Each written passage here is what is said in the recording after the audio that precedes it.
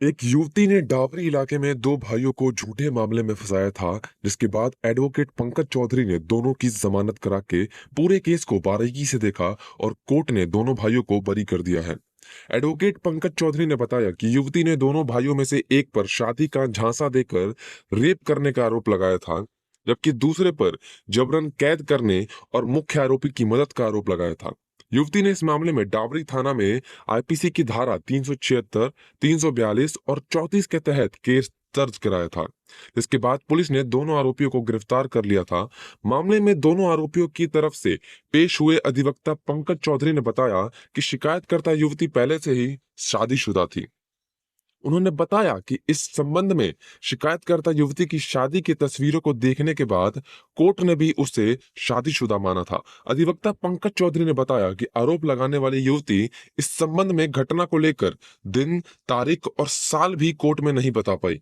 बाद में शिकायतकर्ता युवती ने कोर्ट में माना कि उसने गुस्से में आकर केस दर्ज कराया था। यही नहीं, एफएसएल रिपोर्ट में भी रेप की कोई पुष्टि नहीं हुई थी। इसके बाद कोर्ट ने सभी तथ्यों को ध्यान में रखते हुए दोनों आरोपियों को सभी आरोपों से बरी कर दिया है। सर, एक लड़की थी मेरे साथ, शादी करना चाहती थी। और लड़की के बाद में पता लगा कि वो शादीशुदा है। फिर मैंने मना कर दिया। फिर उसने मेरे को एफआईआर करके झूठे केस में फंसा दिया, फिर अंदर डाल दिया।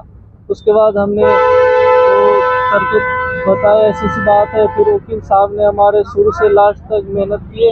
फिर उसके बाद कानून हमारे साथ दिए, फिर बाइज्जत भरी कर दिए। मेरा नाम पंकज चौधरी है। मैं द्वारका कोर्ट में क्रिमिनल लॉयर हूँ और मेरे पास एक केस आया था 2020 में, जिसके अंदर मेरे पास केस था फॉल्स प्रॉमिस ऑफ मैरिज के ऊपर।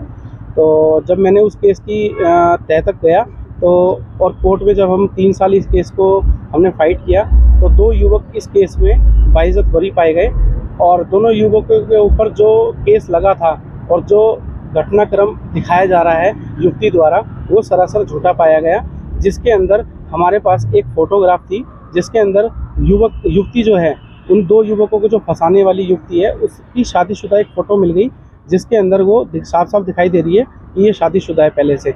जिसको लेके दोनों युवकों के परिवार के बीच में एक मसला आया कि हम इस लड़की से कैसे शादी नहीं कर सकते, जिसको लेके उसने गुस्से में ये एक झूठी एफआईआर दर्ज करी और ये दोनों युवक द्वारका कोर्ट से बाइज्जत बरी पाए गए।